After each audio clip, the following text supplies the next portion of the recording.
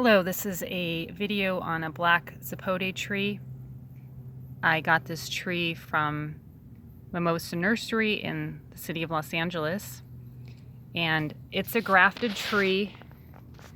It's my first black sapote tree ever, and I've never actually even had a black sapote yet, so I'm looking forward to trying the chocolate pudding fruit.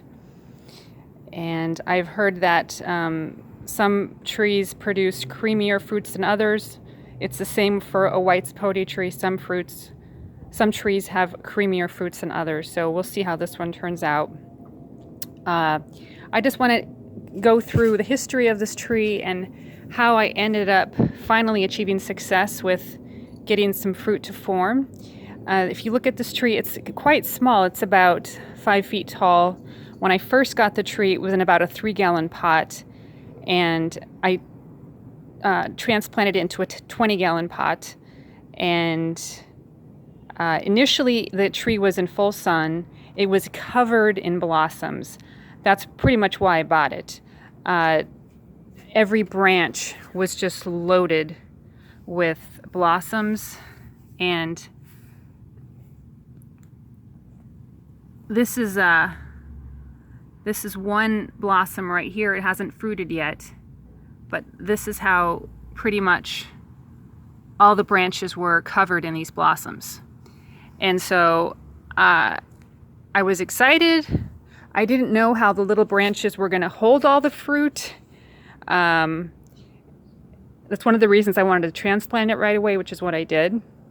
But what I discovered is that one by one, the blossoms were turning black, kind of like the bottom of this, and then they were just dropping off without any fruit being formed. And so eventually, when almost an entire branch was completely cleared of all the blossoms, nearly, I started to get worried. I started to worry that pretty much all the blossoms could fall off and I wouldn't get any fruit. So I started to do a little reading, and I read that some people owned a tree for like 6 years, would get blossoms every year, and no fruit would form. So I started to really take this more seriously. I started to fertilize it almost every other day. I moved it to a different location. It had been in full sun, and I moved it to a spot here which it gets sun about 2/3 of the day, and it's also like just a very peaceful spot. I would just consider, plant sentience, that maybe if it's more peaceful, if it enjoys its location, it might do better. So then, watering it regularly, fertilizing it, moving it to a different location, putting it in a larger pot, and still the blossoms were still dropping off. And finally, I made a sincere prayer to the Creator, and then in about a week of that prayer, all of a sudden some fruit started to form.